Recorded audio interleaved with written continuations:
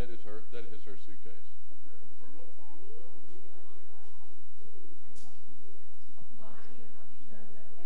That's not a lightweight. Bring in the bulldozer. We're getting close here, kids.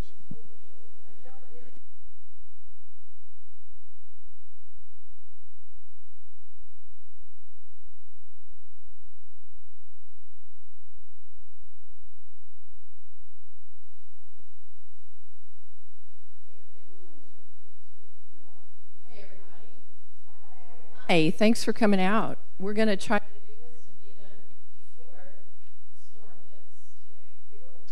Yeah. So I really appreciate your attention. We do have a live stream filming going on right now for people who are watching us at home. And so just a little bit of housekeeping before we get started.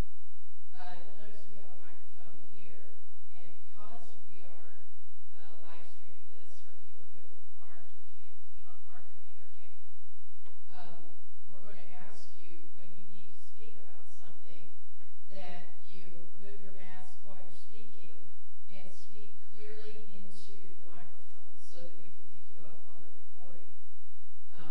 So if you have any other comments, just let us know, or if you feel too uncomfortable, we'll need to speak on your behalf if you're not comfortable walking to the mic. But I think that's it. And here's Taddy. And here's your wonderful board of trustees here on the screen. The only one who's not with us tonight is Beverly Milwee, who, poor thing, is on the coast of Italy enjoying a beautiful vacation in incredible, beautiful Italy. So we send her our condolences for not being able to be with us tonight. So just for review, Sean Criswell, Ann Hollows, Chip Slade, Reverend Kit Holmes, Jan McGowan. Okay, your friends and family. And then we've got our full crew here in the back, and Leah is working in her office on her laptop to make sure the live stream is going well. So let's start with a prayer.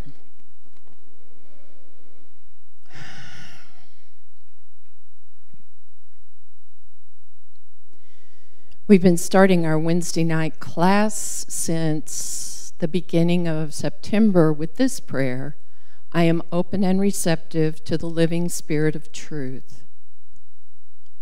I am open and receptive to the living Spirit of truth. And when we pray that prayer, when we affirm that affirmation, then we are allowing ourselves to receive truth in many, many ways, ways beyond ways that we might have thought of.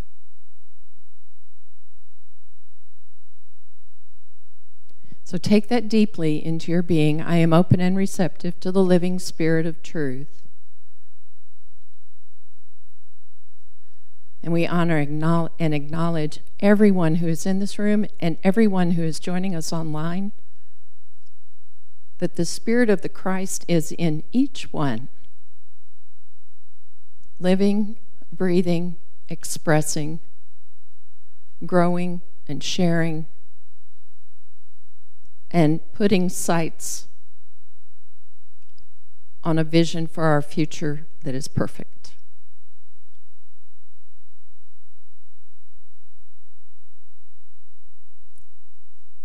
And so with that, we give thanks. We affirm this prayer. We affirm our participation this evening in body, mind, and spirit by saying, and so it is. Amen. So as we begin tonight, the first question we asked was, what are our 3 losses that you've experienced? And we're going to take everything back to March of 2020. Wow. But before we get into some of the other physical losses and intangible losses that we've had, First of all, I would just like you to, if you're comfortable, to share the people that you've lost since March of 2020. People that are no longer inhabiting this plane of existence, so that we may formally bless all of them. So you don't have to take your mask off, you can just say their first name if you would like, and we'll take that into prayer. Thank you. Yes. I'm sorry, another one? Thank you. Okay. Both Jims, yes. My dad, Jim.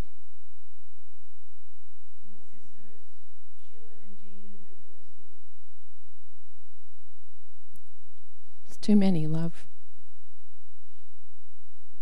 My brother-in-law, Steve.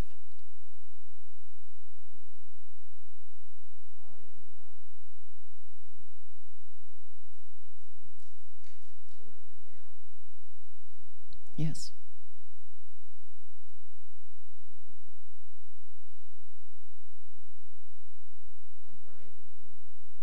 Yes. Yes.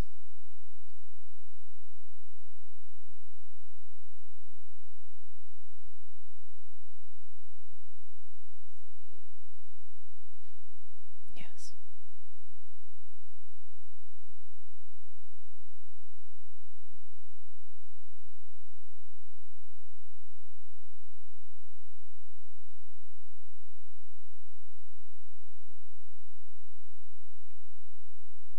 And so, that is a great host of angels whose names have been spoken out loud.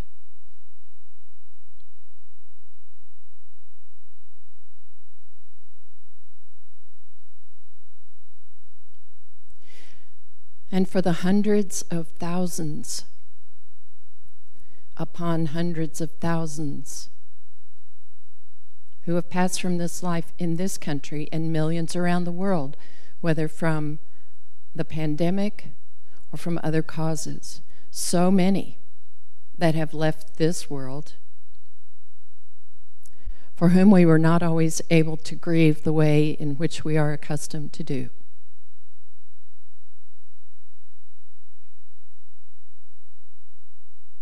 And so tonight we claim the continuation of healing in our own hearts,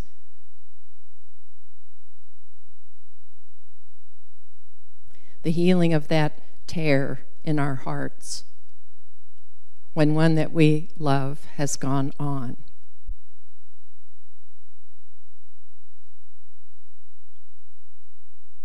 We bless and thank them for their contribution to us, for the love we had with and for them.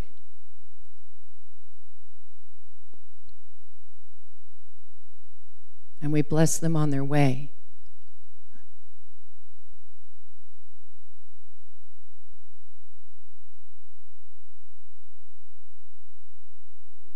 Thank you, Spirit, great Comforter. And amen.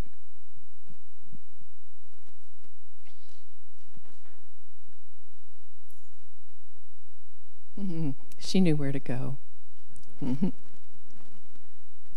So you received a bunch of questions from us for consideration before you came today. And so we'd like to start with this question. What significant losses have you experienced in the last 20 months? And so now, beyond those people that we've lost, let's look at some of the other things that we may have lost. And if you will, you can just stand up here at the microphone if you're willing to speak, and we'll start scribing those things so that we can see our collective losses.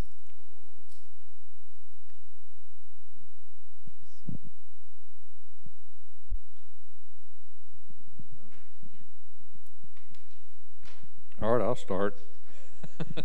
But this is really for y'all to do. This is an example.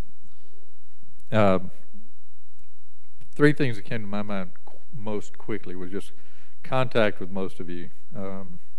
Not living in Wimberley, I don't see you at the grocery store, I don't see you around, and that's something I've felt. The sheer joy of being in this building and the time spent with you, you know, even if most of the time it's just Sundays. That hadn't been there.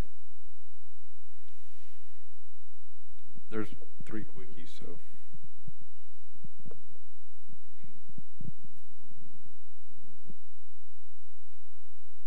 Mine are kind of similar. Just being here and the hugs. Oh, I've missed the hugs so much. Just sharing that energy with everybody. And I've really missed the energy of the live music as well. So.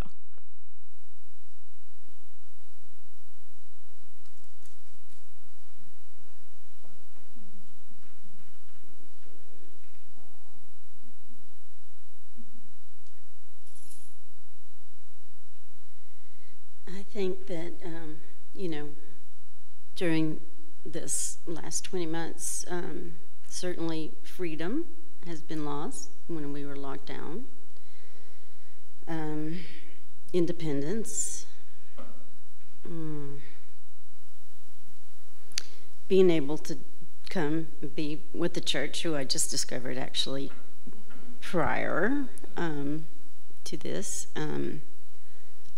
Loss of seeing family members of all. I have 8 grandchildren, so, there was a lot lost there as far as seeing them mature. I think that kind of covers mine. Thanks.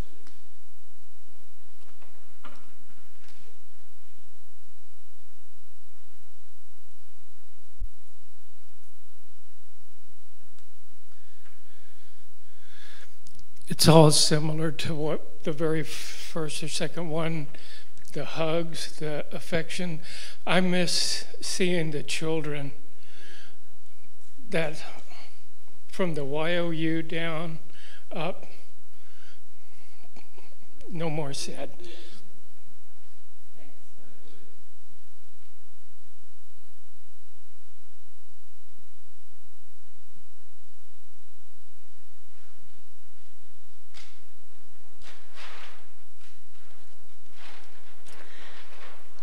Again, very similar.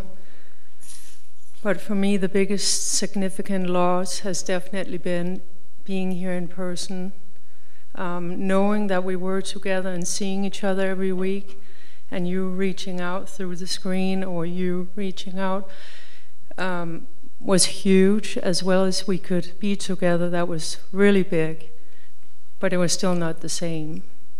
And for me personally, the most significant loss was to not feeling that magic every week and not even being allowed to gather anywhere because we really had to stay at home, right, or stay away. So glad we're here today.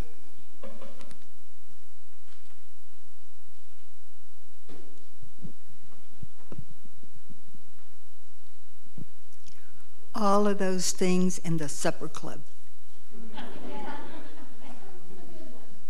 Well, yeah, kind of building on what Peggy and Anna said, we had a social structure.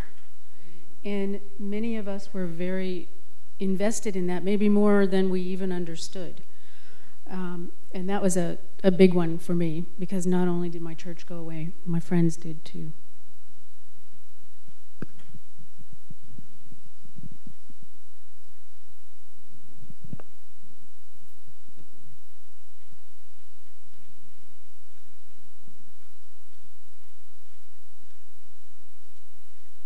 Well, again, as everyone else said, but also I think just in general is sharing the meals together, the potlucks, Betty's special dinners, just the cookies after service.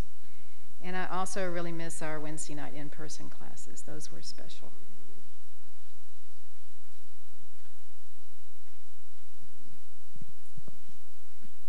I miss that we have already passed not having 2 women's retreats.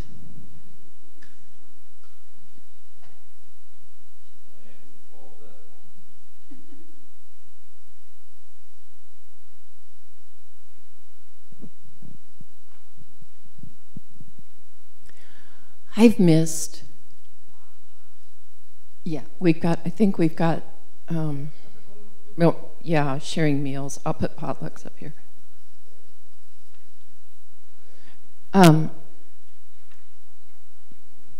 I lost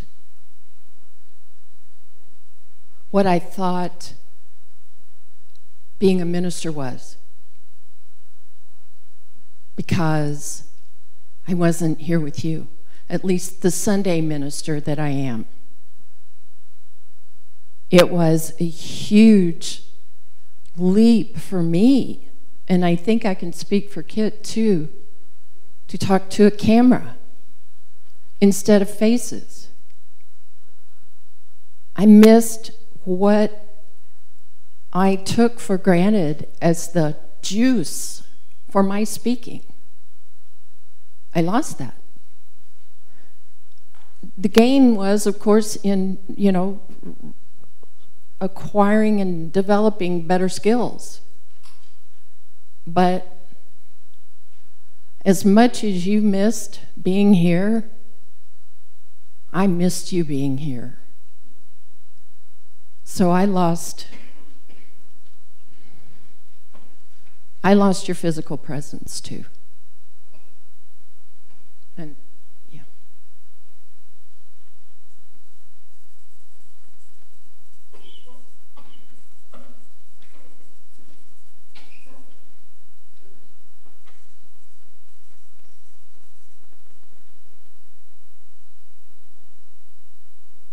Anything else you want to add to this?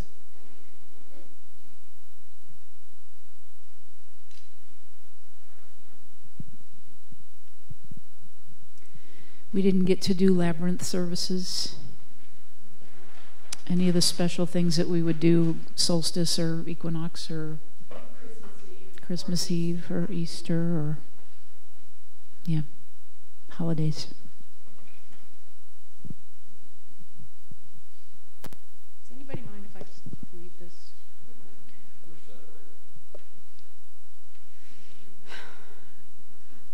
I may be going out on a limb here, but I think to some extent we lost our cohesion. We don't feel as together anymore. We seem to be a little prickly with one another and feel kind of disconnected. And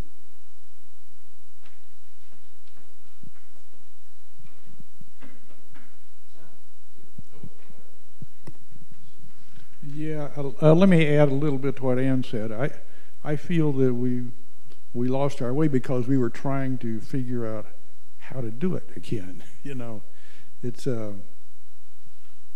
we were lost just like everybody else. Okay, this is happening. What do we do now? And we spent hours and hours on this subject. It was not lightly taken, anything that we tried to do. many of them in violent disagreement. Well, we never came to Nope, it's coming to you. Not violent. I didn't want to make this about us, but what I just wrote down right before you said that was, this board is, doing this work over here is fun. It always was. And it became work. We had board meetings that went for 3.5 hours trying to work our way through to figure out how to get us back in this place. And just so you need to know. That was going to be my follow-up, is that we still have 3-hour board meetings and then some about everything. Everything. And that doesn't include the staff and ministerial meetings that we have to try to work through all the, and tech meetings, to try to work through all the stuff. So what we lost was, I'm going to say we lost ease.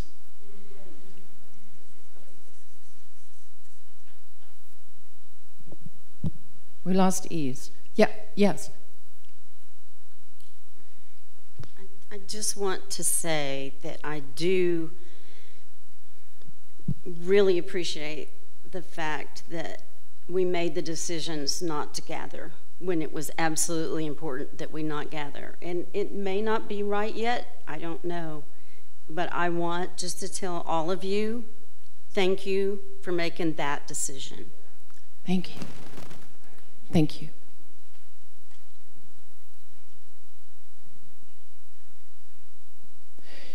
So the thing about saying our losses is that we have to be able to say what our losses are, get them out in the open, see how other people feel in a different context. And we're doing this in the context of our spiritual community. It's important for us to be able to see these things so that we can grieve the losses. We've been grieving them all along. I know somebody said, Ann said something about things being kind of prickly. I know that I feel like I lost my equilibrium, not just about church, but just to live life.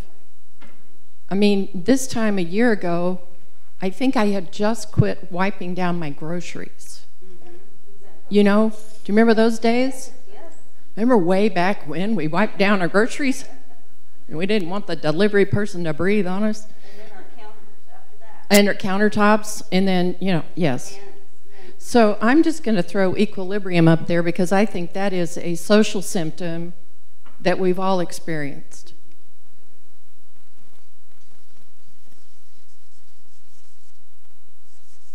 And you spell it like that.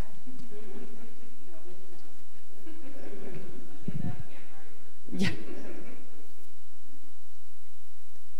So it's important for us to see that there's so many things that we have in common that we've lost, and probably the biggest one is right here on this front page.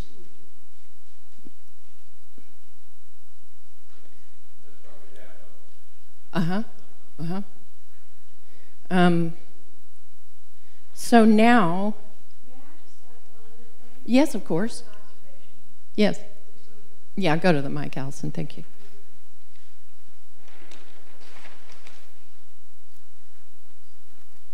So most of you don't know me, but my name's Allison, and I moved here during this.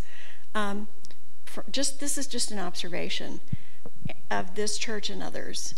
I think we've lost a lot of youth, young families, and their children.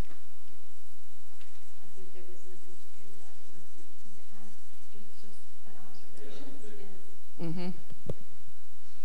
I'm just going to add one thing that caused a little prickly. We lost our pool.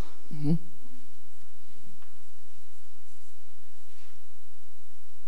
Thank you.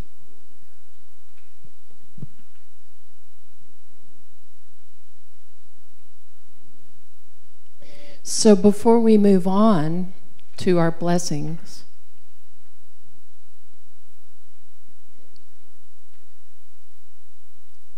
does everybody feel clear so far about the decisions that have been made about things like Allison said about closing down the church when we did, about closing the pool? If you don't feel like the information was sufficient, we can recap that quickly here about why we closed the pool, and there's still some misconception about why we did. But does anybody need something around that? Because we would like to make sure that gets handled here tonight. Yes. I've never used the pool, so I'm not really invested Uh-huh. in that. But I feel like I don't think I got any information just as a normal member of the church about it. I wasn't included in any of it that I know of. I think we sent something out as a church-wide explanation to the email list, did we not? Okay. Do you get our email? Yeah, I think so. I'm not sure. I get the weekly or the newsletter. Yeah, the newsletter. Okay. But I don't get emails. I'm sorry, I don't know your name. Tara Weaver. Oh.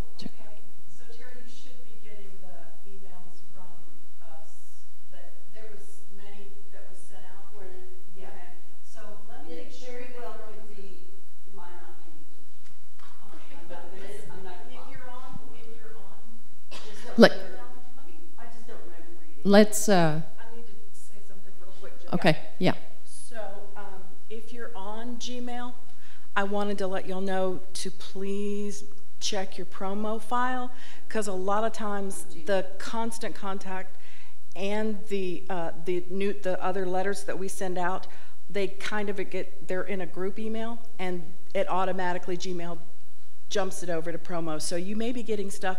You can do a search in the search bar for Unity of Wimberley, and it'll bring up anything that you've missed. Okay. So, and I don't know how Yahoo works, but I'm sure it's the same. But let's connect and let me make sure that you are on all the lists that you need to be, because we definitely sent out multiple. Yeah, and that's fine. I'm not saying I didn't. Sure. Get it, and it's really something that I don't think I had to say about anyway. I just wanted you to know that I didn't feel like. Okay. You know, I heard. Is there anything that in particular that you would like to? Not really. That's Oh, what I mean. okay. I mean, I don't have a. Peggy, is there any questions or anything that you need to? It's just the feeling of loss that you would like to express. Yeah, I think a number of people felt like. Would you mind so everyone can hear? I think a number of people felt like the communication came after all the decisions had been made, and I sure understand that, because if you wanted 200 people commenting, that's what you would get. But I felt like, oh, I didn't even know, and it's a done deal, you know. So it was under cohesion that that affected me. Thank you. I appreciate you saying that. And yep, you got to be right on it, Donna. I appreciate you saying that, Peggy. I think I was in the center of all that stuff, of course, and no matter what we did, I think we tried our best to get it communicated, but maybe we fell down in some of those places. But we had a group of people. It wasn't just 6 of us or 8 of us. I think we had like 15 of us or something. Did we? Okay. Sorry about that. It seemed like a lot to me, because there's a lot of controversy swirling around it. But what it really came down to is we had a well that wouldn't produce the water we needed, and even if I really thought we were heading the right direction when we looked at trying to convert to rain collection here, because we got a beautiful metal roof, and it's easy to get the calculations from various websites on what you can collect and things like that, and we knew exactly what the pool was using, because we have a meter coming out of the well and a meter going into the pool. And if we had been able to go that route, we would have had to collect rain for, well, actually this would never produce it, so we would have to collect rain for 2 years to be ready to start replacing the pool, at the same time that the well wasn't keeping up with it at all. And it seemed like this happened while we were out and closed. Leah was having to go out and Taylor about every 2 hours, I think, and flip the breakers on that thing. And we didn't have, it was a choice between water for the church, water for the pool, is pretty much where it came down to. And we didn't have any way to answer the pool piece of it. It would literally take 2 years to collect the water and maybe build extra roofs and things like that, and it's a really expensive proposition to do it, hitting us at a time when we were a little bit unsure how the year was going to shape up, you know. So we thought long and hard. We looked at well costs, we looked at redrilling, we looked at rain collection, and we could not find any answer that looked like it was going to be promising. I would, thank you. And I just want to back up to the beginning of the whole process of how that even began. And the 2019 was, the 2020 was when, with the drought, with the extensive heat, and the pumps running all the time and shutting themselves off. Prior to that, the pool has always been, as you probably know, Peggy, it's always been an issue here. Over the years before Jill got here, when Ellen was here, it was always, every year it was a discussion for that very reason, the amount of water that used. That was primary, the expense, okay? when we were looking at things in 19, it came around again as a board. You know, it's being discussed. What are we going to do next season? There needs to be repairs. There's going to be expenses and all that kind of thing. I started committee. Okay, at the annual meeting this year in January. At the annual meeting, I said we are forming a committee to not just talk about pool, but water in general, water usage on the property. You know, because all of the issues with the old wells, all of the stuff with the drought, with the development in the area. And I announced that at the meeting, at the annual meeting at the end of January, and I said, if anybody wants to be on that committee, please get in contact with me. So the committee was not just board members and leadership. It was people, it was congregants who said, yes, I want to do research, I want to, and not only did we have that group of people, we reached out to people like Scott Price, who had tremendous insight. We reached out to David Conway, who, if you remember, managed the pool for a number of years, who had all kinds of facts and figures to help us out. And so everybody, what was really beautiful about it, and we didn't, I will admit that, we did not communicate that this was going on a regular basis. But everybody on that committee took, like, where they were strong, felt like they could do some research, and went deep. And we met weekly, and it was emails, and it was Zoom calls, and it was back and forth, and it was like, let's collect everything we can do. Rainwater, converting the pool to something else, re-drilling the wells, how can we do this? We got all of the suggestions, said, why can't we truck in the water? Well, the trucked in water, the water's still got to come out of the aquifer somewhere. And, you know, and we looked at all of that. So where I would say we did not do a really good job was communicating the process, because the feedback and the pushback immediate was, yeah, I didn't know about it, and boom, it's gone, it's here, it's out of here. Okay, so I hope that helps with some of the background, that it wasn't like this, oh, we just decided one day that's it, we're closing the pool. There were I think we started in February. And because we were coming into the pool season when people were starting to look at, it was April, they want to start buying memberships, what's going to be the plan for this year with COVID, and how are we moving through 2021 with the pool. When we got to that place, we had to pull the trigger. It's like we either go through the summer again and see where we end up, or we got to pull the plug now. Sorry for the pun. We got to pull the plug now. And the decision was made when we realized that hard number was, as Chip said, 2.5 years just to fill it up if we were collecting rainwater. Never mind the expense to put in a rainwater collection system for this property, okay? We looked at all of that. And it was simply a matter of, this is the amount of water that is evaporating on average 750 gallons a day, every day, coming out of the aquifer and out of our wells to keep the pool filled. And that's winter time too, okay? I completely agree with you. So I hope this is helping, thank you, to give you some of that background of how the process happened. And as I said, yes, we could have done a much better job along the way with what we were doing and what we were looking at. So I hope that helps for accountability. The other piece of that is that as we were going along, as we were looking at every possible solution, it did finally become clear to us that we needed to look at what our mission is here as a community that in every other place on our property is about preserving the environment. And so the question about, do we want to continue to pull water out of the aquifer when Jacob's Well is already a barometer of what's happening to the water table? Is it in line with our principles to continue to suck the water from deep below us in order to keep the pool filled? And in addition to all the other remedial things that needed to happen. Had it been just a pump, that would have been one thing. But had it just been a way to bypass the breaker, that would have been one thing, but there were many, many factors. And bless Leah Taylor, in the summer of 2020, every 2 hours around the clock in the heat of the summer going out to the pump house to flip the breakers.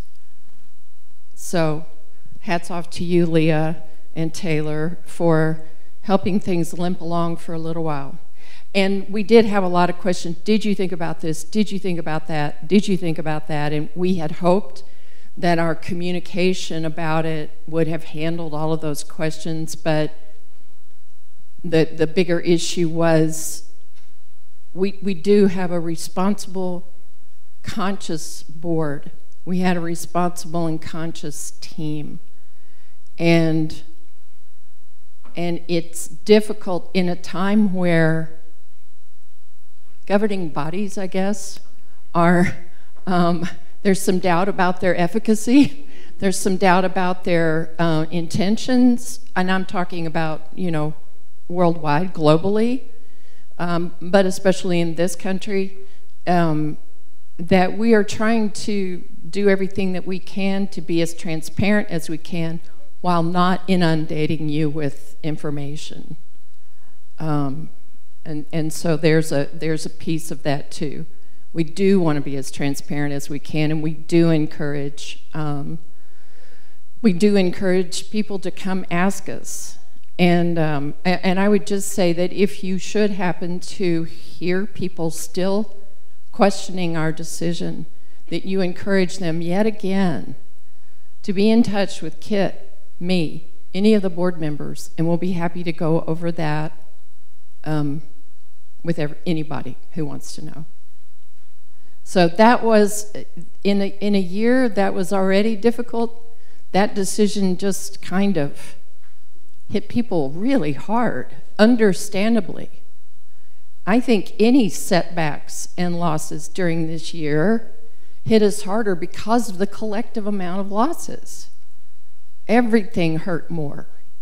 I'm not the only one thinking that, am I? Feeling that? Everything hit hard. So is there anything else that has been an issue? We'll just go ahead and handle it now. Yeah.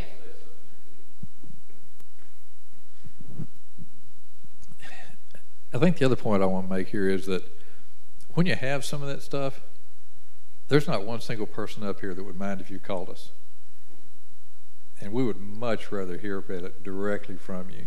And during that entire pool thing, I had people call me that many times, and you would have thought it would probably been like 30 or 40, you know. And so we don't know all those things until you tell us sometimes. And please do. We want to know. We don't want this stuff to fester. And unfortunately, it did a little too much this time. And let's just don't let it happen again.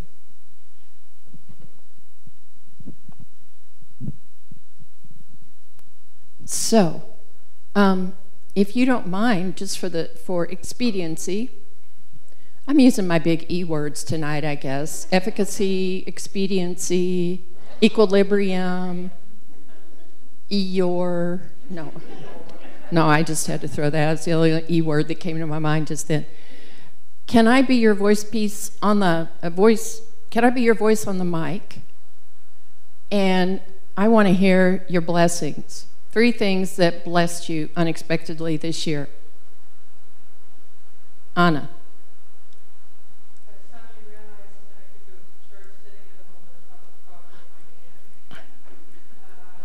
Okay, let me say that one. Discovering that, Anna said, discovering that she could sit at home with a cup of coffee and watch church. Rain. What was the next one, Anna?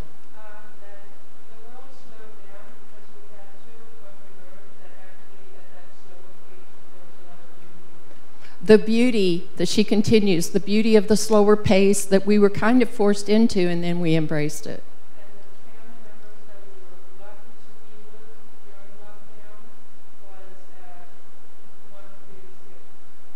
Being with family during lockdown, or your pod, if you will. Who knew we'd be talking about our groups of friends and family being called pods?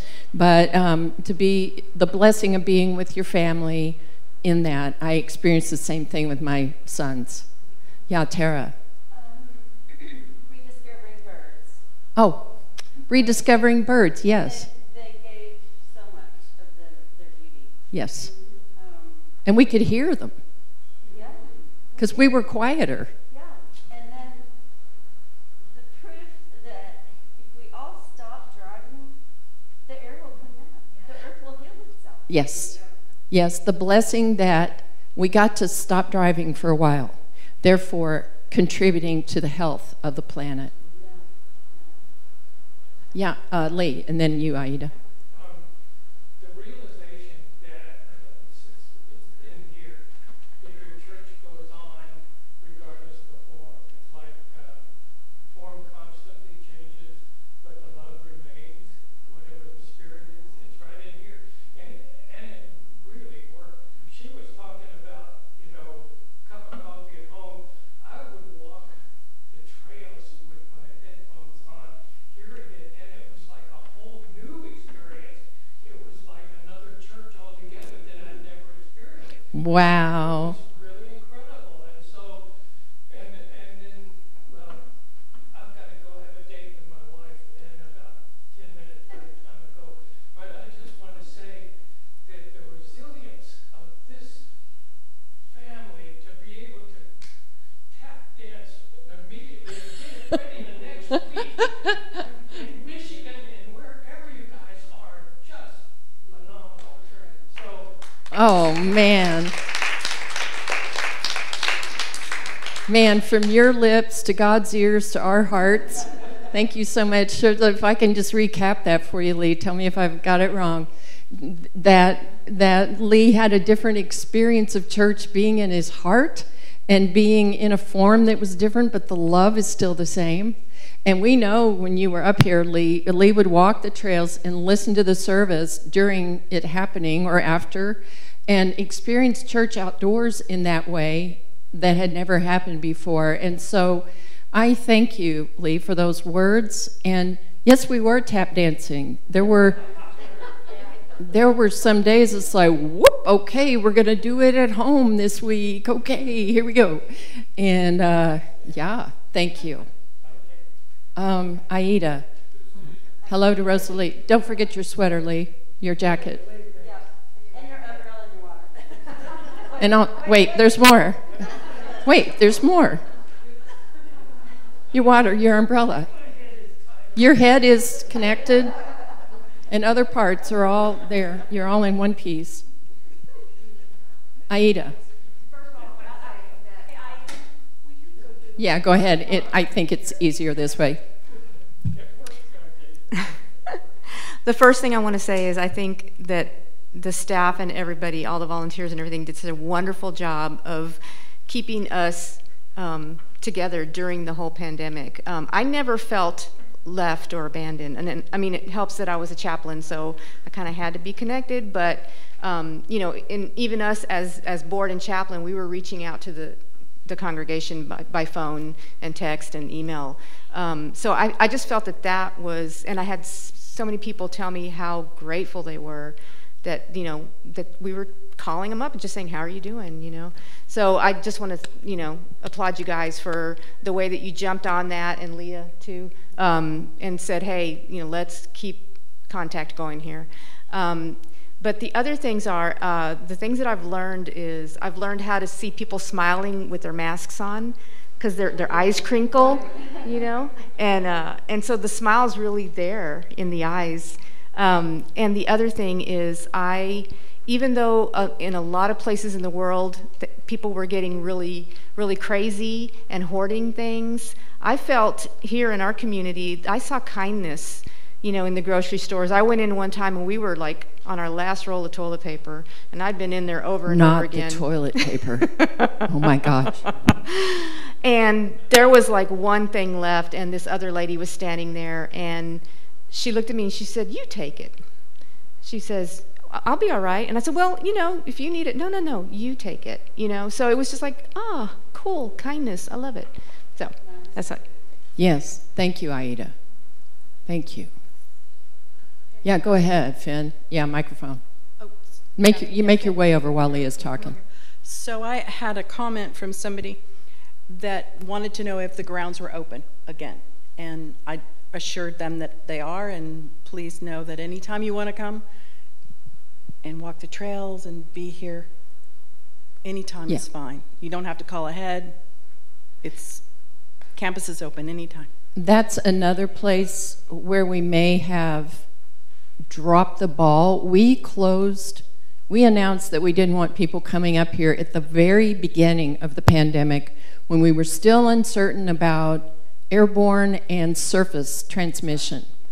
And we closed the grounds. I think we locked the gates maybe 3 times in the last 20 months, and that was for unpandemic related, well, partially pandemic related security threats that we had. And what we did not say was later on when they said, no, it's here's what we know about transmission. You can't get it from surfaces. We never said, oh, by the way, the grounds are open again. And because that just got backburnered. That's on us. But we also had people, when the public parks were closed, we also had people that we didn't know that were coming up here to have picnics. And it was just like, well, I don't think we want to do that, especially because we don't have people around. We've got 2 people who live here on grounds. We want to keep them safe. So, but we have been open and will continue to be open on the grounds. Yeah. That's fine. Sure. Thank you, Finn. We did say things because the newsletter, and because the question had come up a few times throughout the last 20 months, is, that we kept hearing the campus is closed. It's like, no, we never, like she said, we shut it down at the beginning.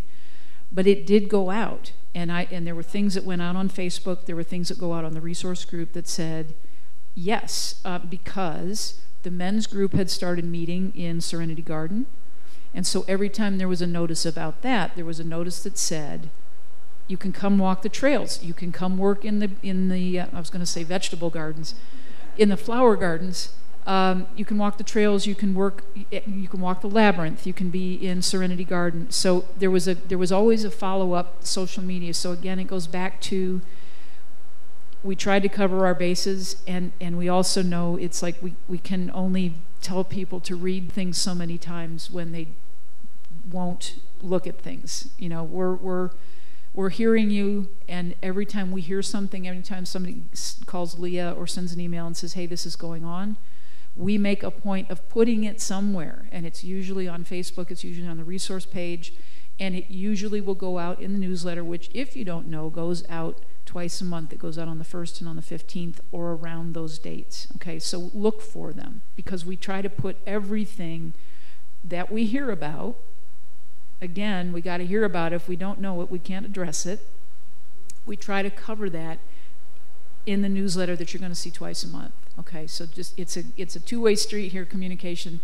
And again, you probably hear us harp on this all the time, but we are doing our best, our part, to say and to get as much as we can out, and it has to be a two-way street of the communication. And you got to look at stuff. I mean, I know I get inundated with emails, and I don't read everything all of the time, but that's on me. If I don't know about something because I didn't read an email, then it's like I got no right to, excuse me, bitch. I don't, if I'm not paying attention. Okay, so that's how I got on that. You're up, Dan. Thank you. Sure. To expound on what people talked about of slowing down a certain aspect, while it was definitely challenging, I found personally a blessing that came out of all this was, with the slowing down and lack of social obligations and being at home, there's really nowhere to turn. You're left with yourself sometimes, and it forced me to really look at my stuff and work on it and delve deep to go inward. And while it was challenging because there was lack of social interaction, I think to kind of expound on what Lee talked about was that church is in your heart, God is in your heart, and sometimes you have to go inward to really strive and come out better than before. So for me, that was, while it was difficult, it was a blessing, maybe in disguise. Thank you, Finn.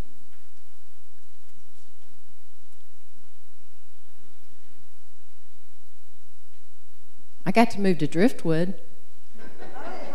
That was unexpected. Really? That's awesome. Yes, yes.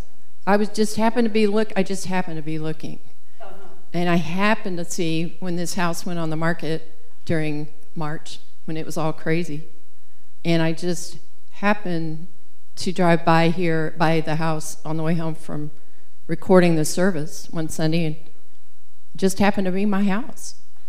It just happened to make an offer that just happened to be accepted, and there you go. And you're there now? And I'm there now. Awesome. Yes.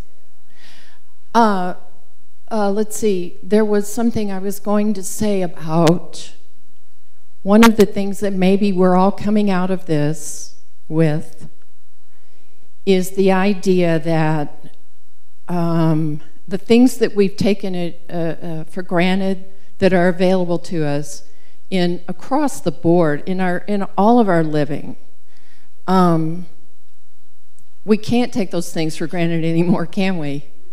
I mean, we've gotten the message in spades, and that's kind of the way it is for church too. You know, to have to seek your spiritual community. You know, getting in your car and driving somewhere and being in the habit of doing that is one thing, but then, you know, I don't know about you, but if I'm home by myself, I'm sometimes fighting my own inertia.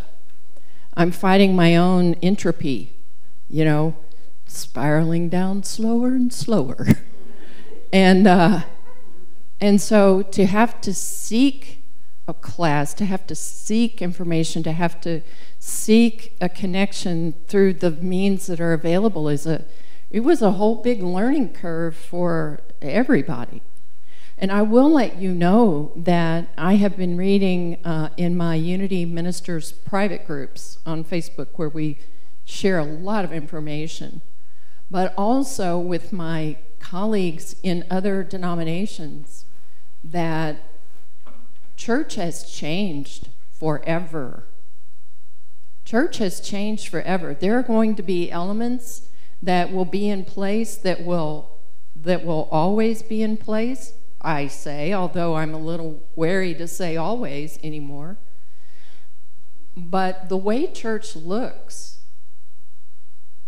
in its physical presentation, in the way it comes to the people, has changed forever. I've got multiple minister friends whose online audience, they didn't even have live streaming or Zoom church or any digital church at all. No digital services or classes. So grateful that we got that in place when Kit and I came on board in 2018. There are churches that have scrambled to get up to technological speed to be able to do this way. And there are many people that prefer to have their spiritual enrichment in that way. I know that somebody mentioned losing some of our youth. A lot of our younger families have discovered the flexibility of having church whenever it's convenient for them and whenever it works with the kids. And we have one very involved church family who their Sundays, because of both of their work schedules, their children's schedules, they've got a young one and a not so young one, Sundays are now a family day that they didn't have before, not in that way. And so church comes to them, they're still very engaged, but it's different. So we're all getting to create what it's going to look like as we go forward. So our next question is, what did you miss most about Unity of Wimberley? I think we kind of covered that in our losses. Is there anything else that you want to say about that? Yes. Leah, would you come to the mic? Thank you.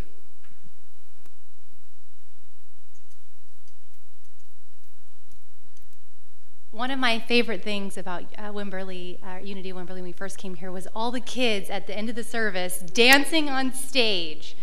And that is what I think one of the things I miss the most is just seeing their cute faces and hearing all the sweet things that the kids would say during the week, like Ford, would say the most amazing things about God and being grateful, and God is in his heart. And I'm like, oh my God, who's teaching you all this stuff? It wasn't me. It was, yes. So I really miss the kids and getting to see them up and dancing. And I understand why they can't be here right now, but for us, it's something that we love to do with our kids, is to come here and have the ritual of getting up in the morning on Sundays and knowing that we have to be here at a certain time and look nice and get out the door, and having that routine. So I definitely miss that, and I'll be glad when the kids can come back. We will too. We look forward to that. And the first exercise that we did tonight was significant losses that we've had, and that would be one of them. Because for every family who wants to stay home on Sunday now, we've got a family that misses coming in. So, so that's all the things that we need to keep hearing these things. All right, let's move on. How did Unity of Wimberley help or not help you during the pandemic? And we've had some very affirmative and lovely things that you've said tonight about what we did do for you, and you may want to add to that. But if there's some way that we did not help you, we need to hear from you.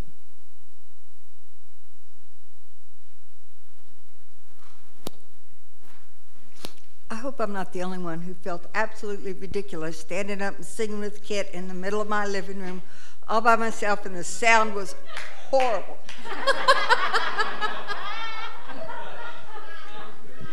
So we didn't help you out with your built-in choir.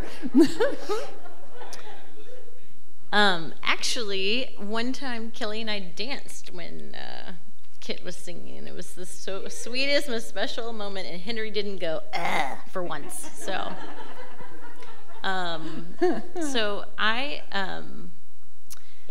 haven't been here that long, but I just feel like every time, because I teach Sunday school at 10 and online, and we have the smallest, wanted to say this has been the biggest, really big blessing. We have the smallest, most beautiful group, and they're mainly adults, and we have the biggest connection. It is just, I cannot tell you how special and how sweet and what a loving little community that we've created on there, and it's just, it's been amazing. What else was I going to say? This community, every time when we say our purpose and what our church is about, I just want to cry, because I feel like it has done that for me tenfold, and I feel like the more that you put into this beautiful place, and the more that you show up to the classes online, the more that you show up for just saying thank you for being an awesome person. I feel like everybody here has just so much to share, and so much love, but when you don't put yourself in, you don't get as much out. So I just feel like I feel like I had to take a full-time job recently, and the thought of ever having to quit my job was like the saddest, most whatever, and it was like ripping my heart out. So I just couldn't, because this is what fills me up. This is what has made me, just like you said, Michael, dig deep, especially during this pandemic. But it's been so good. So, such a blessing. So thank every single beautiful soul at Unity of Wimberley and beyond. So, thank you. And Abby, we just want to say that we're so grateful that you're well and healthy now. Yes, thank you. And yes. Kelly and Henry. Yes. That everybody's good in your household. Yeah. I wanted to say that the men's group was very, very helpful during lockdown, because especially Roger Marion and others really kept it going virtually almost the entire time. Our Thursday meetings, our Sunday meetings, and it was a little chunk of normalcy and a little bit of routine at a time when we really needed that. Thank you, Steve. Yay. Please, yeah, yay, Dad. tell him for us, Jason. The men's group was kind of our canary in the coal mine because they started meeting again, I think, in November of last year, October or November, and it was like, oh, okay, you gotta, Roger was just great. He worked with all the guidelines that needed to be in place, and there were certain parameters around how it could happen. And then they slowly added in, eating out when it was possible to eat out again. And so it has been wonderful for us to know that that was successful. And that's just great. Thank you, Roger. Aida. I just want to say how grateful I am personally for the growth that I've had during this period here in the church, because I've been asked to step up and I've said yes many times. I just have grown so much on the inside in my heart and spiritually, and just I think as a leader. So thank you for that opportunity. Thank you, Aida. Yeah, Ann.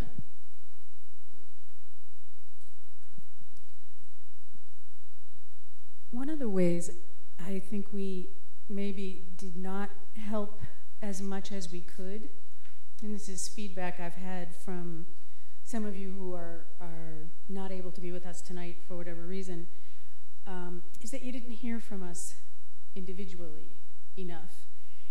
And I kind of wanted to speak to that a little bit. We tried at the beginning to have the chaplains and the board and the ministers making phone calls. We all had our lists, and we were checking in with people to make sure their health was okay. They started asking us, many of them, just leave me alone. I'm good. I'm good. And if you're naturally an introvert like I am, I was like, okay, I could take that one off my list because this is hard.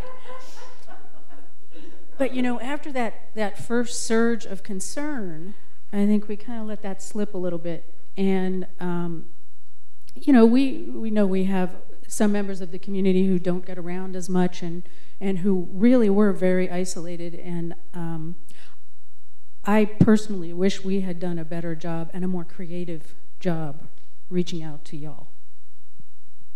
And we'll do better. I think it's everybody's first pandemic, isn't it? Yeah.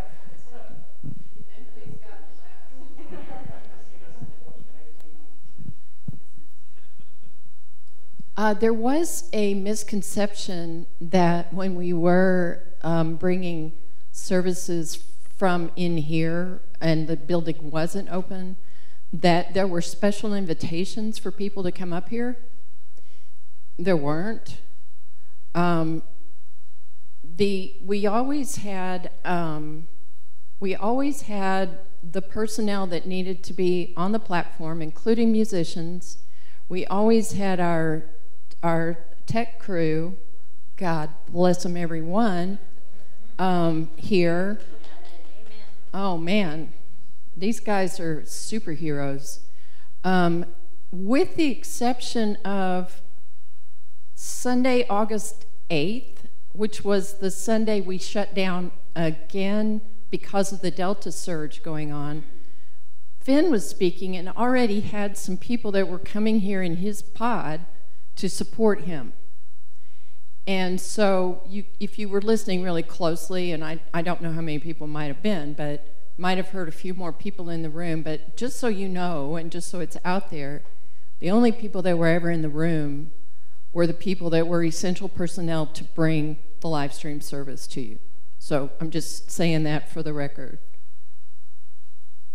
As a matter of fact, we had a couple of people walk in that we didn't know and didn't know that we were closed, and we were like, eek, who are you? We're not having church today, but we did offer them the fireside room. They could sit in there all by themselves, and yeah. Jill, I would like to say that it was a big help that you could technically turn this around so quickly, and we really never lost that feeling of Sunday. I mean, I thank all of you for that. Thank you. Thank you for saying that, Sharon. Thank you. Okay, shall we move on? All right. How can Unity of Wimberley best support you now? And Sue, if you don't mind, I'm going to go ahead and have you put up that last question as well. Well, the second part of, yeah. How can Unity of Wimberley best support you now? How can you best support Unity of Wimberley? And what would you like to see happen now? Because all of those are kind of rolled into one picture. This is where we are looking. We're like Janus, the god Janus. We've had to look back, and now we're shifting our gaze to look forward. And so, Kit, would you like to helm this? I'm tired of talking.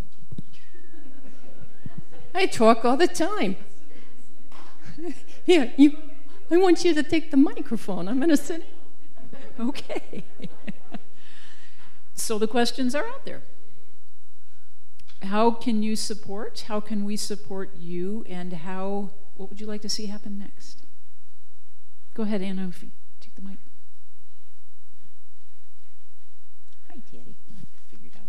Well, just to start out what Evie was saying, the more you put in, the more you get back. So it's a two-way street. And I think we all know that, knowing unity. I mean, and the church is in our hearts, but I don't know how many could have been here tonight or how many are sitting at home, but I hope that we're all connecting and we're all feeling this energy right here in this moment, that we take this momentum and we ride on this.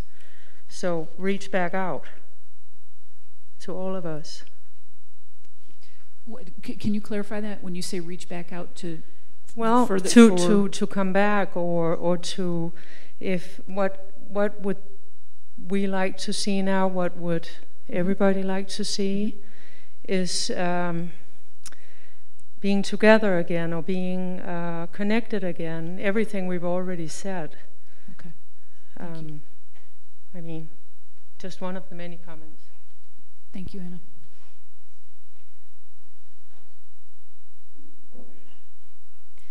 I have something that I'd like just to put on the table for consideration.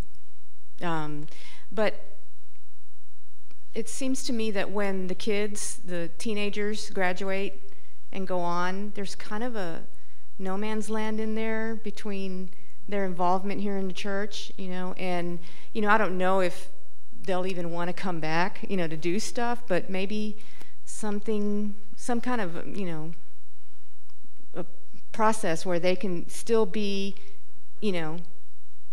connected to the church, even though they're not in YOU anymore. So, I got you. I don't know. Yeah. The gap between graduating high school and becoming an adult. An adult, exactly. Yeah. I don't know if, I don't even know if Ben would want to come here and be in the room with all of us. I don't know. But if he had his peers, some of them that are still around, or maybe come in for the weekends or something, Speak to that for a second. There is an in-between group called, is it IYOU? It's a group for young adults that are maybe in college. They're past high school, but they're not really assimilated yet into like the adult roles of church yet. So I'll do a little research on that for you. Thank you, Ada.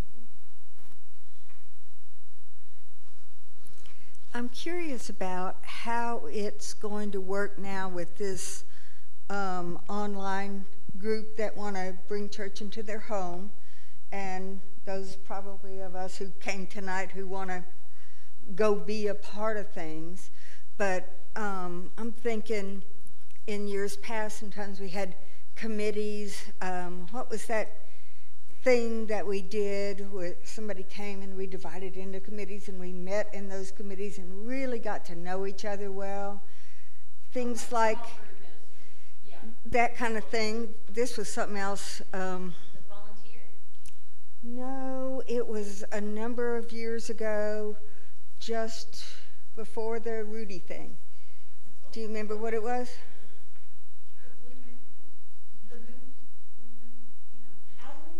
No, Halloween was fun though.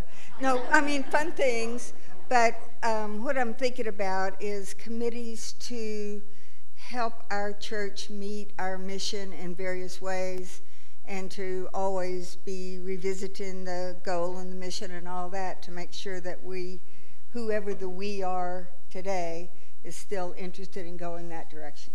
Peggy, I'm so glad you brought that up, because our quiet board member over here, I'm going to put you on the spot, because Jan suggested that very thing to us not long ago. You want to talk about it?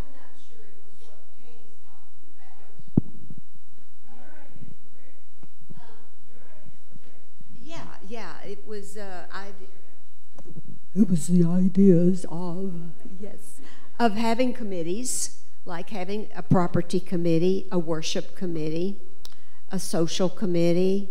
I listed about 8 of them, right, Ann? And the leadership would be in charge of seeking out the committee chair people for those committees. Like, for instance, somebody that's interested in the groundwork, they're on the property, and ask them if they will be the leader. And then that leader's responsibility is to be at the board meetings to report about how their committee is doing. And they form their committee. And it's a wonderful way to get everybody included in working together. I used to be on the education all the time and be youth director of the church I was in. And you just feel a part of the group. And my responsibility was to show up, give my report to the board, and then get help from the board if I needed finances for something, for a youth trip and that type of thing. I had the board as my support. It was good. It's a good way to organize our church, and I have never seen. I've been members of another church before I was here, and that's the way they were organized. I was chairman of the board there for a while, and I just really got to see the successful workings of that particular church. And I never have had that experience in a unity church. The unity has always been run kind of like we run our church. But it seems to be it would be more inclusive to have an organization guideline like that particular thing. So usually, I have seen this in unity churches in which you have different teams, and usually what happens is a board member, if the board member is not part of the team, they are the representative from the board to attend meetings, and then they bring the information back to the board. So tell me, let's just brainstorm. What kind of teams are we talking about? What, a property team? So beyond what Diane organizes. Highway. I've done that every property. Dang.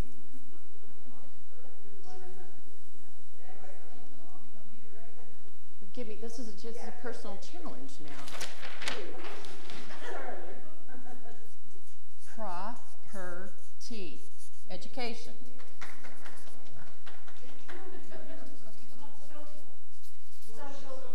What? Finance.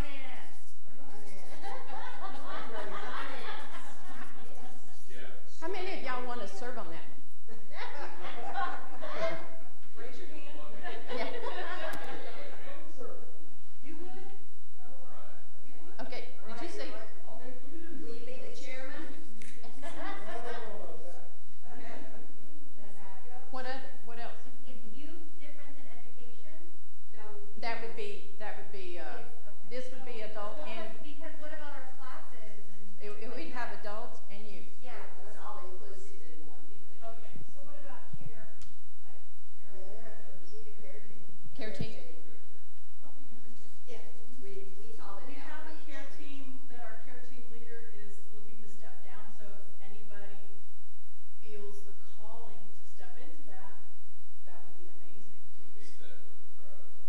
this is the place where great ideas are only as good as the feet that are planted in them.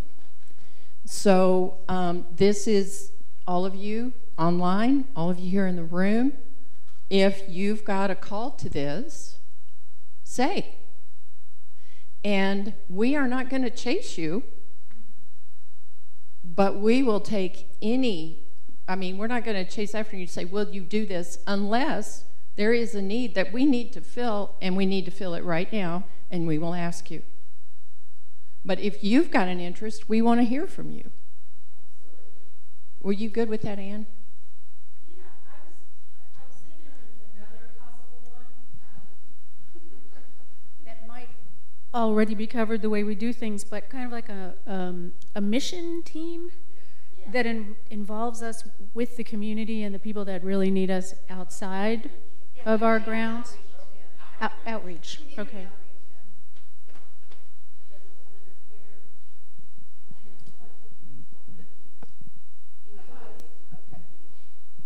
The guiding principle for every single team is, does it fit our mission? Does it fit our vision? Does it fit our purpose? Does it further those things? You always ask that in every one of these teams. Does it further our mission? Does it further our vision?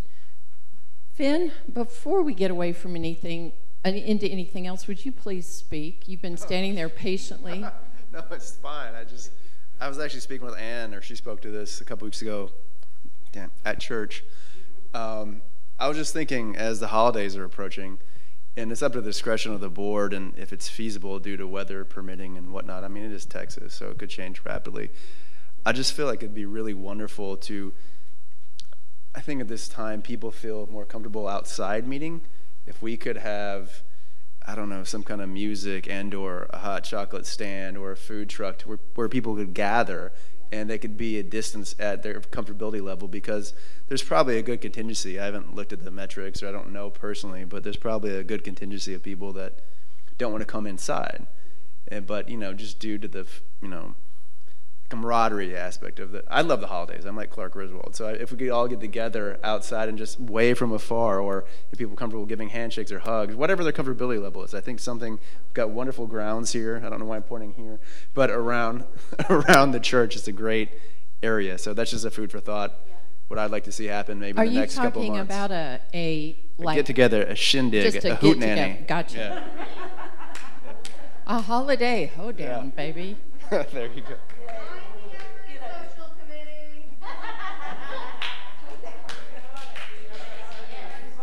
Who will? So I got a couple of comments from our viewers online. How about that? That's cool. Can you get in the mic? So Sharon Ryan, she had some comments about the COVID protocols that we're implementing. Mm-hmm. So she wants to. Her comment was about meeting without fear and being required to produce documents. Mm-hmm. And perhaps those of us who want to meet in person can do so, and those who don't continue to meet online. So what's the question? Those are her comments. Those aren't questions. Oh, okay. Those are feelings that perhaps we're overly fearful and not. Okay. I'm not going to speak for her. It was just a text. All right. So I'm trying to create a comment out of a couple of texts. All right. So we're gonna put the fear angle to bed right now. There's the old parable that you've heard us mention before about, I don't know, a wise man in the desert was asked, so if I can trust in Allah for everything, then I'm secure in my camp. I can just let my camels go where they want to go, and everything will be good. And the wise man said, no, trust in Allah, but tie up your camel. And so we trust in spirit for everything. We also know that as a place where people gather from all walks of life, all different health conditions, all different ages, all everything, all different points of view, we are in alignment with the position that is taken by Unity Worldwide Ministries and the Centers for Spiritual Living to do everything that we can to keep our congregation safe. Amen. And that is that is not out of fear. That is out of knowing the truth and taking a stand for safety, so that people, we're not taking away anyone's choice. We offer online services for those who disagree with our current stance. And I say current because it can change, and it probably will. We make decisions not in a vacuum. We make it all with each other over and over and over again. Yeah, we make these decisions with a great deal of thought, with looking inwardly and looking outwardly at the research, at the science, at the not science, at everything. And one of the things that I was going in a direction there. Hang on a sec. We knew that when we made the decision to have vaccination proof or testing proof, that it was going to rub some people the wrong way. The people that are showing up here have not had any problem with it. And we know that eventually we'll be able to drop that protocol. We know the people that are here don't mind wearing masks. So we knew that one side or the other of this unfortunate divide that we have right now would not be happy with our decision. But we also had to look at, that's the thought I lost, we also had to look at what the level of filtration is that we have in this building, what our configuration is for seating. We had a lot of people ask us how come we weren't having services outdoors. And we can just answer that question right away, is that it's almost impossible for us to have a live stream service outdoors. So we could have a service outdoors, but then we would lose right now, about 70% of our audience that is live stream, not only from our church, but around the world. We would lose that audience by not having a live stream service if we were to have an outdoor one. We're having an outdoor service this weekend for Santa that will not be recorded professionally like these services are. So we had to look at our seating configuration inside the building. We had to look at, starting from the place, you've heard me say this before, of our most vulnerable people. Let's start there. Let's, we start with the most vulnerable, and right now that's our unvaccinated for medical reasons or ideological reasons. Those are people that are immunocompromised. Those are our children. And if we start from there, we look at the space that we have, we look at the ingress and the egress, we look at vaccination rates in Hayes County, vaccination rates in Wimberley, vaccination rates in the state of Texas. That's a 6 out of 27 factors that we've looked at. That's what works for us right now. And so, yes, it is a choice at this point, and I stress at this point, that if you're not comfortable with the vaccination protocol, vaccination proof protocol, the testing protocol, then watch online, stay tuned, and wait till we take those protocols away. Anybody on the board want to add anything to that?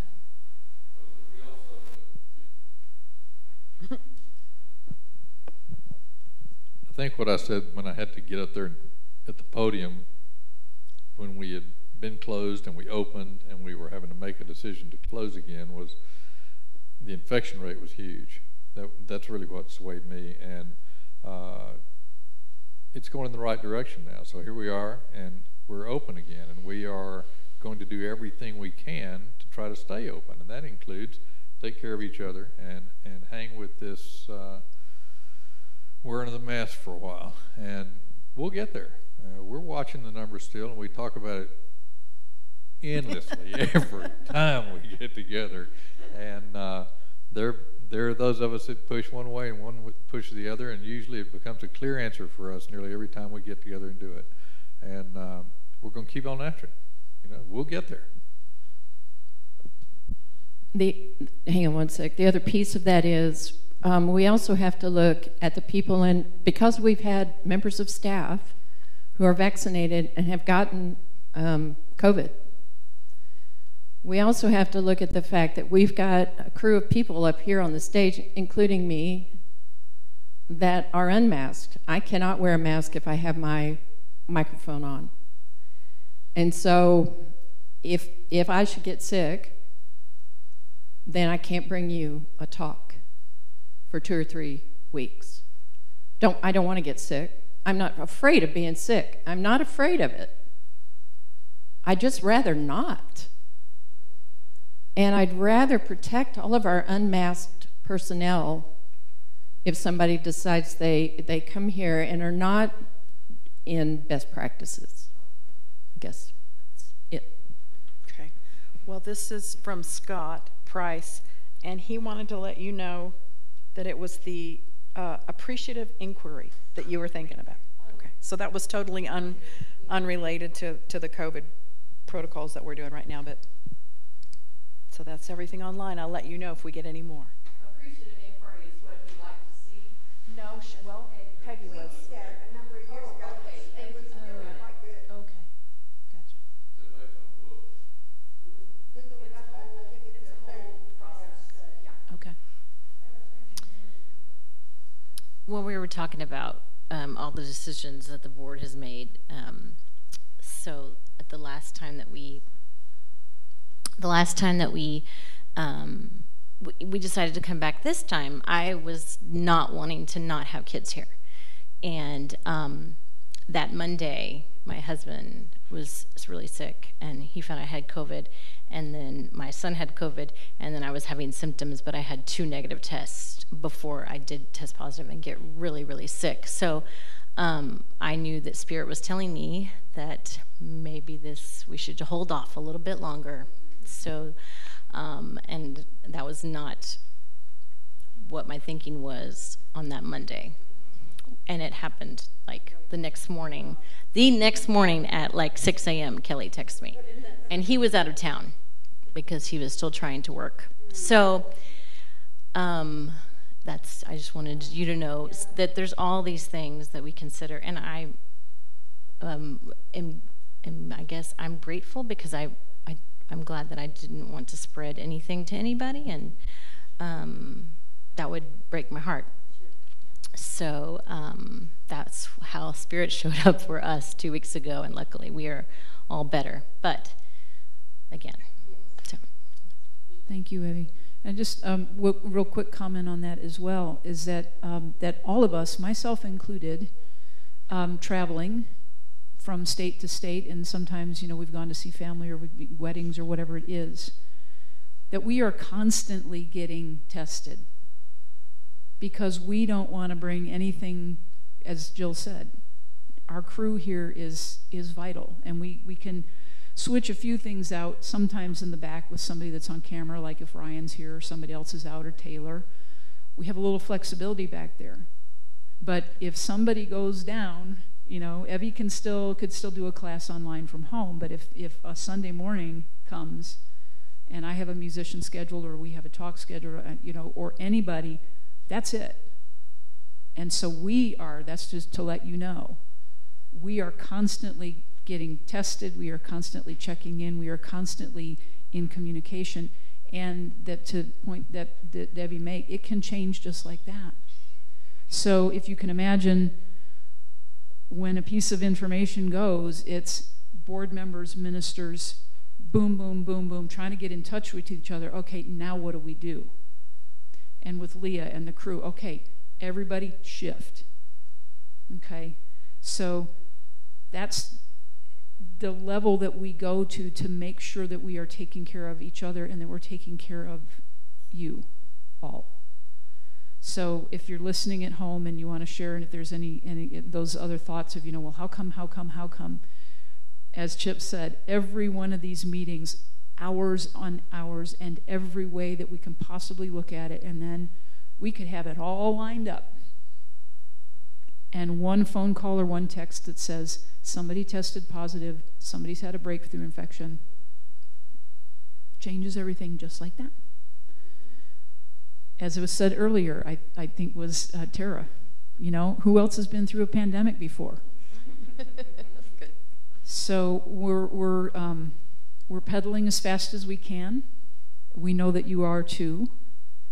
And this comes back to that place that while we're all in our grief and in our trauma and working on things, to remember that to be patient and kind as much as we can with each other, and say there's really nobody's like doing anything to do something to someone else.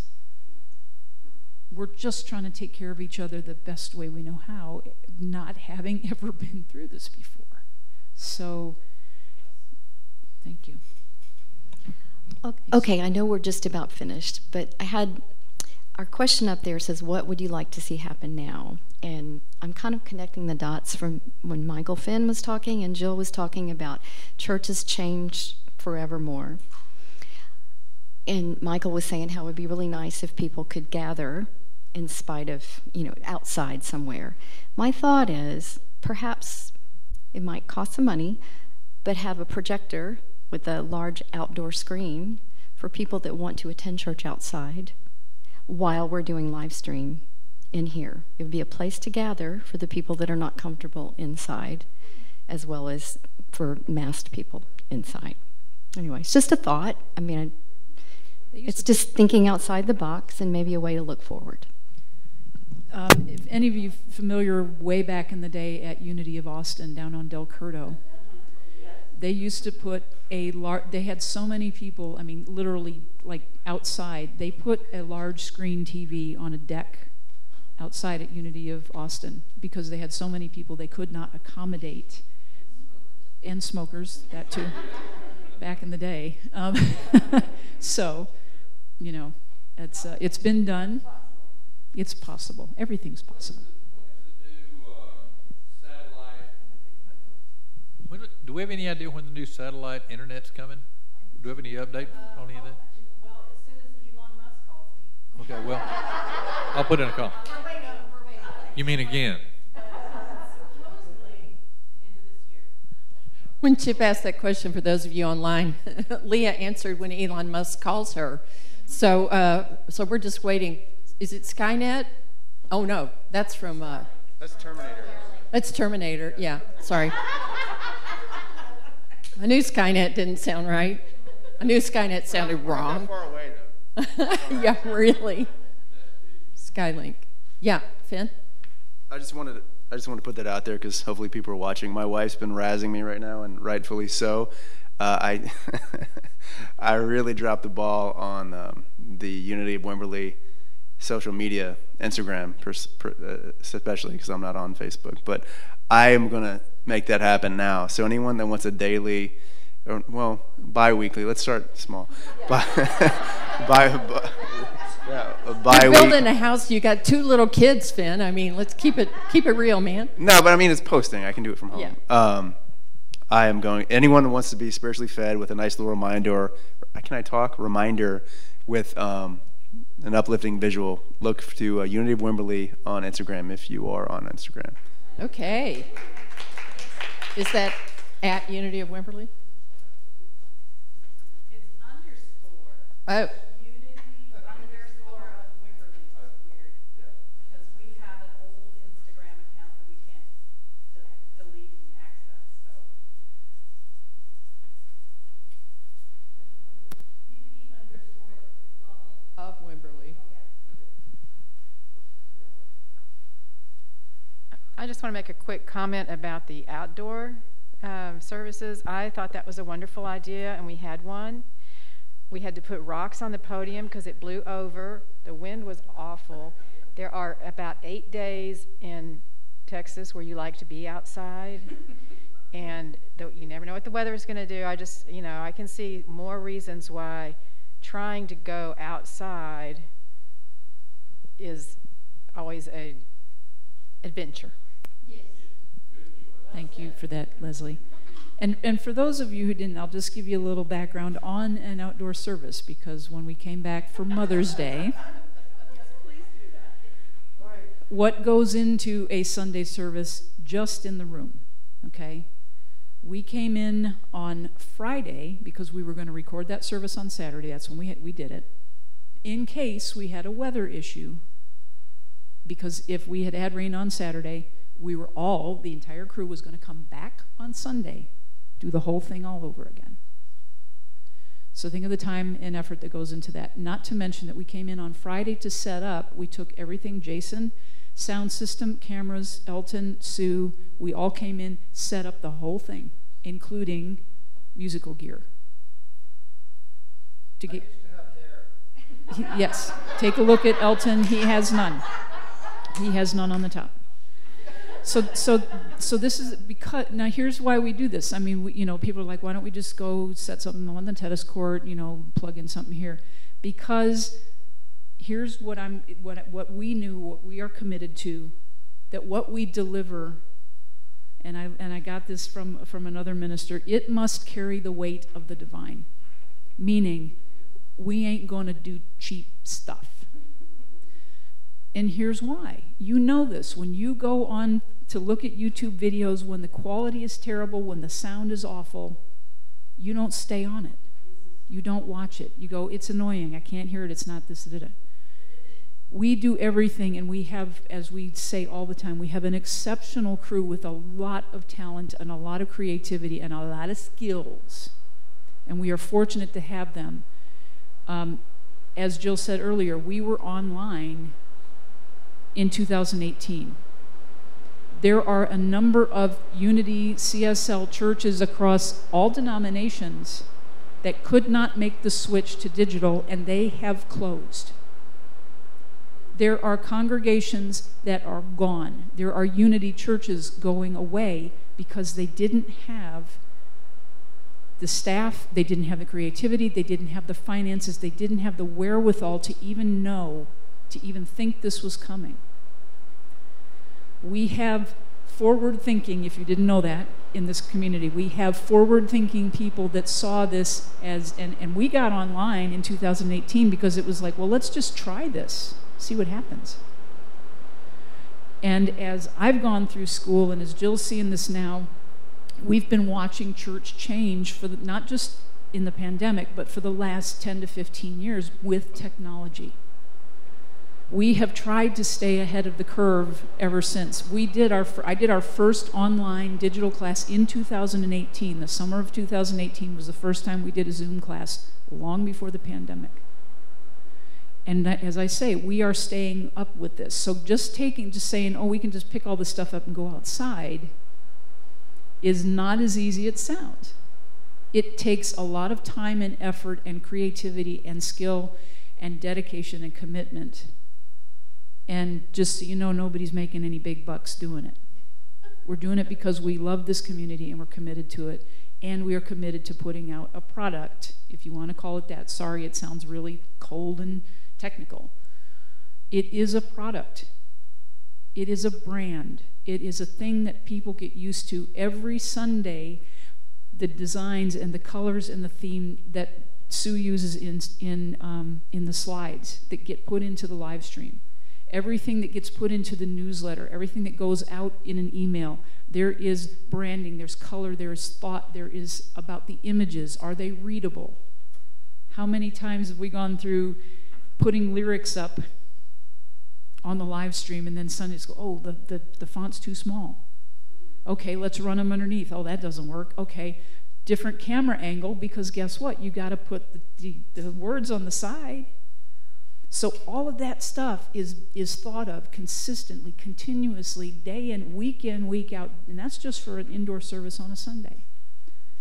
So if that answers the question, I hope it does, that, you know, we could, all of us could be full-time just doing production. And we are.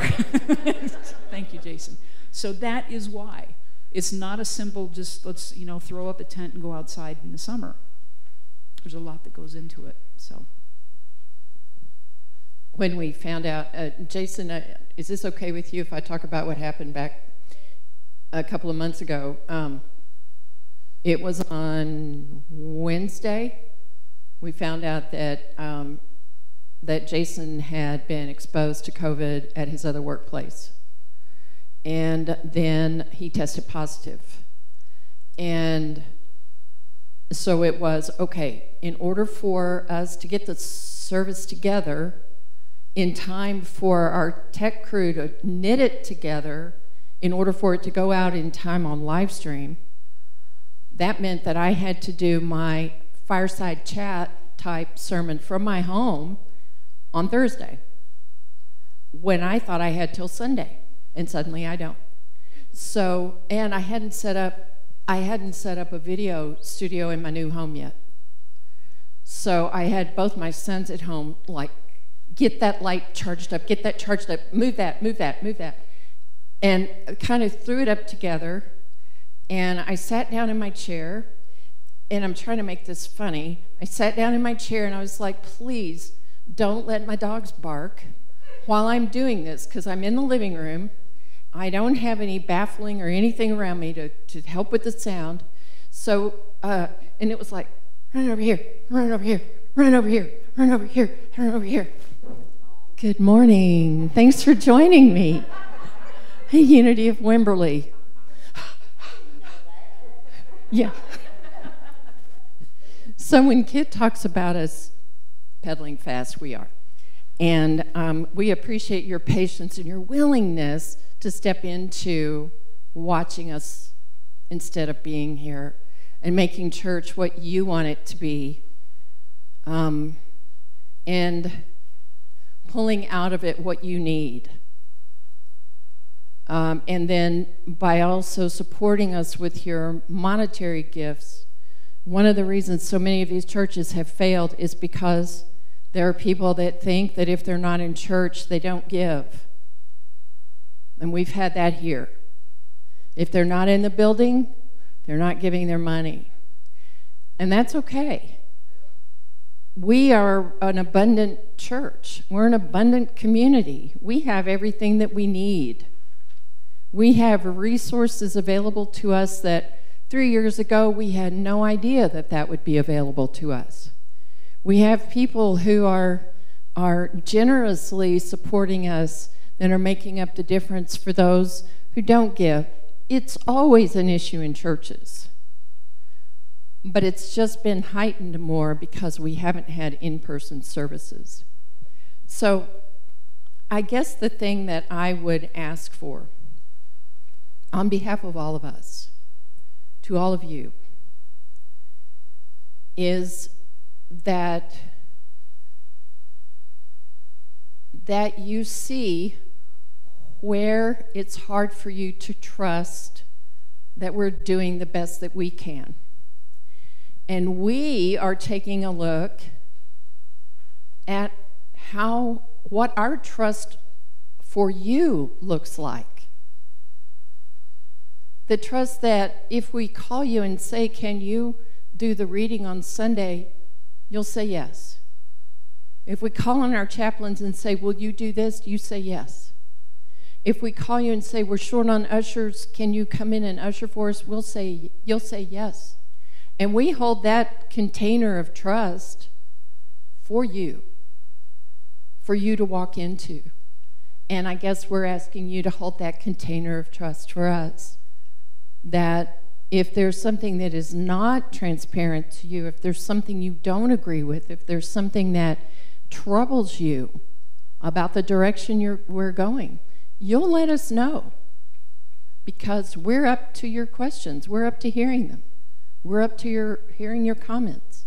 We're up to hearing when you don't agree with us, because the principle that we stand on, we are an open-hearted spiritual community. Sorry, I started preaching just then, didn't I?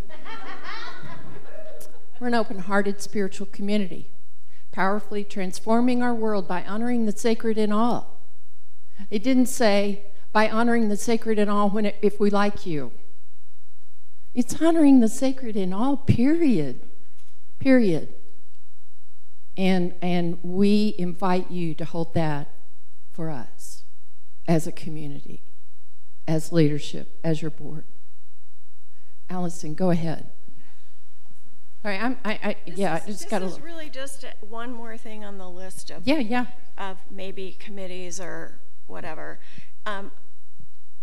Like I told you guys, I'm new here, and the very thing that impressed me the first Sunday I came here is what amazing greeters you guys are at the front door. I've been to a lot of churches, and I just couldn't believe how wonderful everybody was at the door and talking to us and wanting to know where we were from and connecting and so forth. And then, of course, COVID happened, and we didn't get to see you guys anymore. And so you may already do this, but I don't know. I would like to see a guest integration program, if you will. And I know you sent a very nice email. I got that, saying you could come to this class and learn or whatever. But I think having someone, when we're allowed to be together physically anyway, that sort of guides people through all of the options of ways to connect, kind of hangs with them for a little while until they get their feet under them, would be really wonderful. And it would include, you know, the ministry, communicating with them, others in the church, connecting them with committees or social opportunities and so forth. It would have been great for me. But instead, I've been calling my one friend I have here, Anne, for everything, all the connections. So, just a thought. Yeah. Thank you. I am going to piggyback on, I'm sorry, what was your name? Allison. Leah Finn, nice to meet you. Now you have another friend.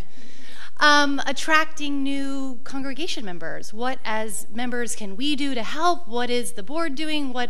What's the plan? Just kind of want to hear a little bit about that.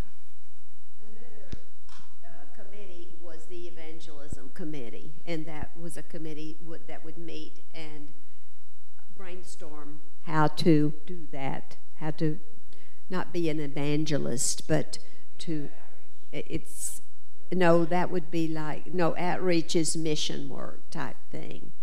But the evangelism, a type of committee, would have the people that got together and brainstorm on activities to do to encourage outreach to other people, to bring in, that integrate social work too, to have a party to come on, try us out, see what we do.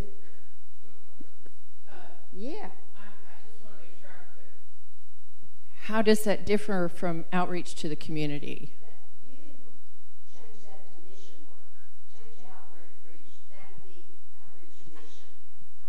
Okay. And then evangelism has to do with working on integrating new members and then when they do join, to have people that have committees like sponsors. Marketing, yeah. Marketing. So the thing that Unity has stood on for a long time is that we gain new people by attraction. And so our greatest evangelists, if I can use that traditional term, is y'all. That's the greatest thing. And then, and what we're currently doing right now, Kit and I both cross-post everything on Facebook. We probably need to see if there's a way we can get that on Insta. And because I haven't put my Facebook Live on there. So we have got those things in place right now, and I know that I realize that there's a younger generation that's more on Instagram than they are, and even more on Snapchat, which is not my thing, but that's okay. Oh, you know, I have actually thought about whether or not I could do 1-minute TikTok videos. I mean, no, I mean, like, I probably have the ability, but can I? That's the other question. Yes, I should be able to condense things down to 1 minute and give a little, you know, thought for the day or something that's original. I could do a TikTok dance. Yeah, thank you. So as far as reaching out into the community, now that things are starting to open up again, that we're open to ideas in ways to do that. We're open. And right here, probably because it's near the end of the day, my brain is not operating in that direction. But we're open to ways that we can reach the community. I know that our charitable work in Wimberley itself gets noticed by the different organizations that we support, not just by the people who are supported by those organizations, but the people in them who see what Unity of Wimberley is doing. I'm doing a prayer in the next month to open city council meeting. We share ideas at the Wimberley Ministerial Alliance meeting about how to get out more in the community. There's going to be a virtual 5K this year, again, the Turkey Trot. So there are different ways that we can get our name out there. But if you've got ideas about places, communities, demographics that we can reach and the best way to reach them, we'll take it. If you're willing to spearhead a marketing effort beyond what we're already doing, we'll listen. For sure. Thank you.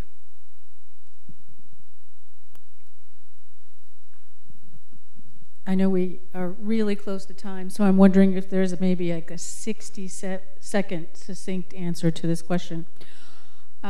We had one congregant contact the board prior to this meeting, and one of that person's concerns is that the technology tail is wagging the in-person dog. In other words, are our motives aimed more at our live stream services to the detriment of the experience that we have in the sanctuary? And I, with all my heart, do not believe that to be true, but I think we need to address that because there may be others of you that have that concern. I know that perception exists with a couple of folks. And for instance, this particular, the person that brought this to our attention felt like the reason we weren't having outdoor services is solely because of the live stream piece of it. You just heard Kit describe what else there is to having an outdoor service besides the live stream implications. The way I know that Reverend Kit and I think about this, and the board too, is that our live stream audience makes all of us bigger. Just like your presence here makes all of them bigger. You know, there are people in other states that watch us that hear your excitement. You know, long before the pandemic came, they loved the sound in the room. And so if you have concerns about that, and we know that there are people who prefer not to use that technology, and we understand that, and our doors are open. Come here and be with us. I know that one of the things that we've changed our order of service. Have you noticed that? We now have the announcements toward the end. We go right into the service, into the worship part of the service. We start out with our greeting, daily word, mission vision, gathering prayer, with some music at different points in there. And so we revised our order of service. We started doing that before the pandemic hit. And one of the reasons, for instance, that we took out the long greeting session that was going on for about, it would last for almost 10 minutes for greeting. Part of that was, that's blank airtime, basically, for people who are watching online. But the other part of that was, it was slowing down the flow of the service to be greeting for that. We got too big to be able to do that. That's a good problem to have. So we modified the greeting to greeting the people just around you. And the other part of it was, that's a little off-putting for people who are naturally introverted and people who are here for the first time. You know what it would be like to be in a brand new church and watch everybody running around greeting each other for 10 minutes. And you would be greeted as well, but it got to be a little cumbersome. So we just modified it, and then, of course, have welcome before and after for people to be able to socialize with each other. And as we continue, as things begin to open back up even more and even more, then that will be back in place as well. So wait for the miracle. Wait for the miracle of our happy reunion in the way that some things used to be. Just hold on. It's on its way. And we will have that again. We will have coffee with each other. We will have children that might get to the cookies before everybody else does. We will have our littles up here on the stage showing us what it was like when we remembered who we were and what joy was, all together, completely. Just hold on.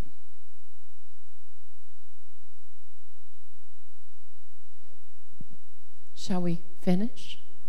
Anybody else have a burning need? Yes.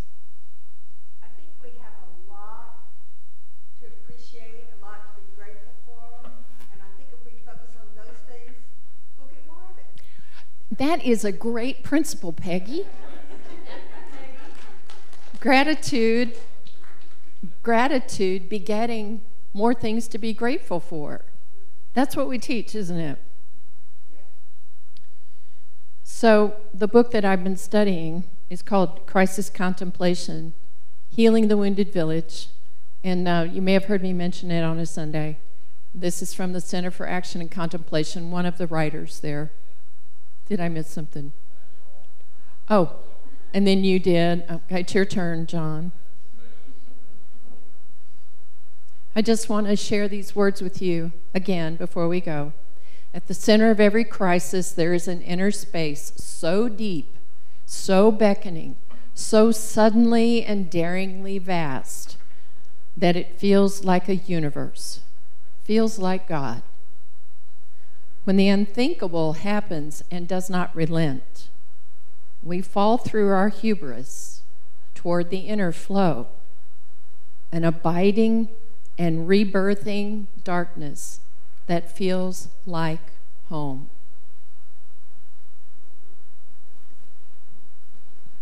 So, we'll just take a moment to let everything that's been said and shared tonight to fall deeply into our hearts, into that place that feels like God. And we will ponder these things in our hearts.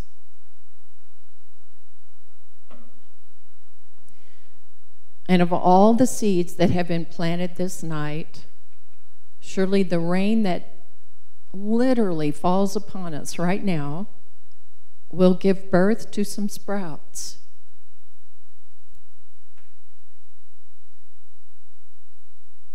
and surely all is even now made whole. And loving God, we can't wait to see what it all looks like. Surprise us. Amaze us. And we claim that blessing right now. And so it is. Amen. Thank you so much for coming out. Thank you so much. All right, all right.